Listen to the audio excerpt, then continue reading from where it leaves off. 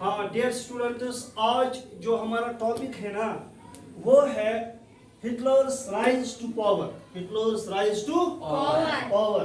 और कल हम बात कर रहे थे वीमर रिपब्लिक के बारे में। वीमर रिपब्लिक ने एक ट्रीटी किया था, that is called the treaty of Vercel. The treaty of Vercel. उसमें जर्मनी को बहुत सारे इलाके, बहुत सारा जुर्माना, बहुत सारा नुकसान उठाना पड़ा। अब जो हिटलर आया पावर में, आज हम इसी के बारे में थोड़ा बहुत बात करेंगे।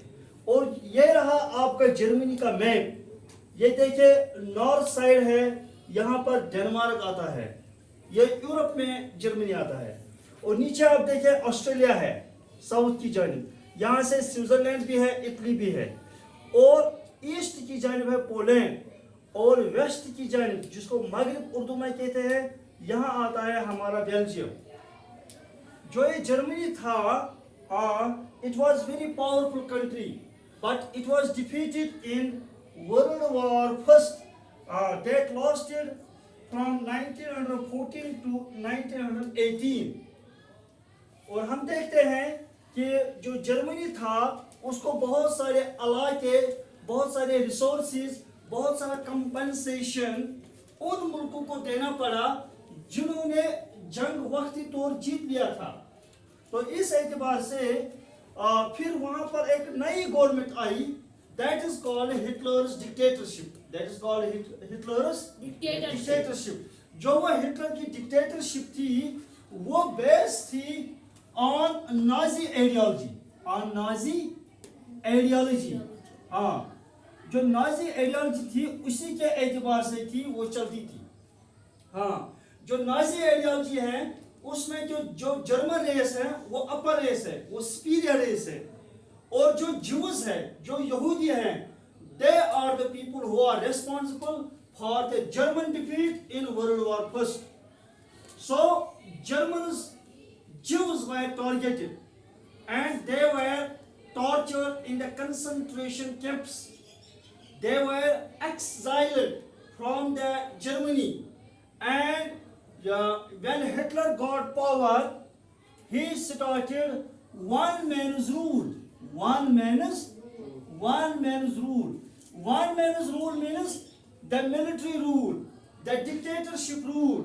The dictatorship, हाँ, जब हमें एक पार्टी का रूल आता है, that means it is against democracy, it is against socialism, it is against communalism. अब आ गया one party one man's rule. One party one man's rule. जब हिटलर पावर में आ गया तो इसने बहुत सारे इकदाम उठाए। इसने बहुत सारे इकदाम उठाए। आपको समझ में आ रहा है? उसने अपने एतबार से बहुत कदम उठाए जर्मनी को मजबूत करने में। और हम देखते हैं कि जर्मनी को स्ट्रॉन्ग करने में उसने क्या किया। जो खोया हुआ इलाका यहाँ से था, जो खोया हुआ इलाका यहाँ से था, जो यहाँ था, उसने इसको वापस लेना शुरू किया। क्या किया? वापस लेना शुरू किया। और उसने पोलैंड पर भी हमला किया। पोलैंड पर भी हमला किया। हाँ, वो उसका हमसाया मुल्क था इस जानिब। उसने इस जानिब हमला किया, इसने इस जानिब हमला किया, इसने इस जानिब हमला किया। और हम देखते हैं जो मैप ऑफ जर्मनी है ये एक बार फिर एक्सपेंड होने लगा, यानी फैलने लगा। और हम देखते हैं कि जो जर्मनी में हिटलर को पावर में आना यही बड़ा कॉज बन गया वर्ल्ड वॉर सेकंड के लिए, जो फिर स्टार्ट हो गया 1939 से लेकर 1945 तक वो चला। लेकिन 1939 से पहले हिटलर ने बहुत सारे जायहाना इकदाम उठाए थे। उसने कभी इस हमसाया मुल्क को टारगेट किया, कभी इसको किया, कभी उसको किया, ताकि उसका जो पोजीशन है वो मजबूत हो जाए। लेकिन हम देखते हैं कि जो उसकी वो डिक्टेटरशिप थी वो ज्यादा देर नहीं चली और आखिरकार जर्मनी को एक बार फिर हार का सामना करना पड़ा in the second world war, in the second world हाँ, दूसरी जंग अजीम में भी जर्मनी को हार का सामना उठाना पड़ा। तो हम देखते हैं कि ये जो ये डिक्टेटरशिप थी वो हमेशा हमेशा के लिए फिर खत्म हो गई। हालांकि इसी तरह की डिक्टेटरशिप और आई थी in the second world war में, इटली में। कहां पर? इटली में। वहां पर जो सुप्रीम कमांडर था वो था बेनिटो मुसोलिनी। उसने भी हिटलर की तरह यहाँ अटैक किया, वहां अटैक किया, यहाँ अटैक किया, और वो भी against democracy, communalism and socialism था। और फिर हम देखते हैं कि सेकंड वर्ल्ड वॉर में एक ग्रुप इनका बन गया, एक ग्रुप जो पुराना था इंग्लैंड, फ्रांस, रशिया वगैरह का।